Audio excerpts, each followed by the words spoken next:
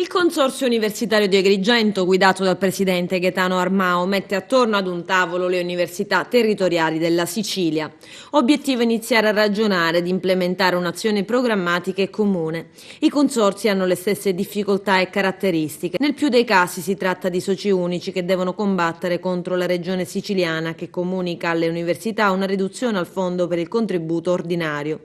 Intanto il Consorzio Agrigentino è alle prese con l'approvazione dei bilanci. Stiamo definendo l'approvazione dei bilanci che ho trovato non approvati da 2 o 3 anni, li approveremo, dopodiché porremo con l'Università di Palermo la piattaforma economica.